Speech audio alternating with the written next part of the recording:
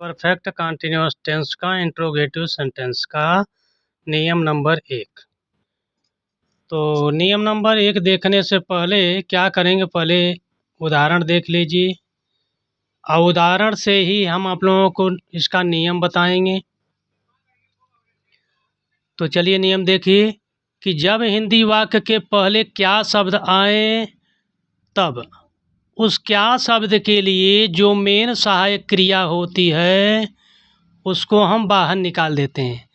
अभी तक तो आप लोग हैड बीन देख रहे थे, लेकिन अब क्या हो रहा है, क्या शब्द पहले आया है तो उसके लिए हमें क्या करना है, जो मेन सहायक क्रिया होती है उसको बाहर निकाल देना और बाकी सब अपने स्थान पर बने रहेंगे। तो इतना तो समझ में आ गया।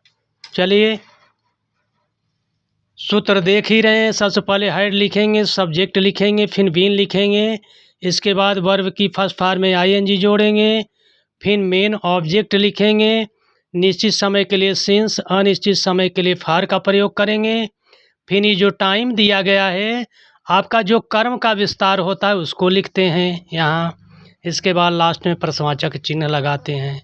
चलिए उदाहरण देखिए। उदाहरण देखने से पहले आप लोग कर्ता कर्म क्रिया अलग कर लीजिए। पहले कर्ता, इसके बाद कर्म का विस्तार, फिर मुख्य कर्म, इसके बाद क्रिया, इसके बाद पहचान तो मिल ही रही है। तो क्या करेंगे, सूत्र के हिसाब से मान रख दीजिए हैड, यानी एक वचन करता हो चाहे बहुवचन करता हो सबके साथ सहायक क्रिया के रूप में हैड का प्रयोग करेंगे आप। तो क्या करिए, एक वचन है तो हैड लिख दिए। इसके बाद सब्जेक्ट के रूप में क्या है, राधा, राधा लिखिए, राधा हो गया। फिर बीन जो छूटा है आपका सहायक क्रिया का उसको लिखेंगे, बीन हो गया। फिर वर्ब की फर्स्ट फॉर्म में आईएनजी जोड़ने के लिए करा है तो वर्ब माने क्रिया क्या है, पकाना,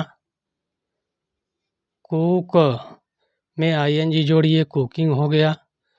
इसके बाद ऑब्जेक्ट लिखने के लिए कह रहा है तो ऑब्जेक्ट आपका ई कौन ऑब्जेक्ट है, जो मेन ऑब्जेक्ट है यानी ई वाला, द फूड, फूड लिख दिए।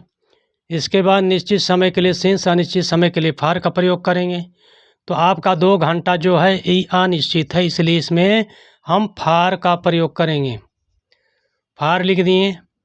इसके बाद टाइम जो दिया है तो उसको क्या लिखेंगे, ये जो लिखा गया 2 घंटे से, तो चलिए लिखिए 2 हावर्स। इसके बाद लास्ट में प्रश्नवाचक चिन्ह। आपका उदाहरण हो गया। धन्यवाद।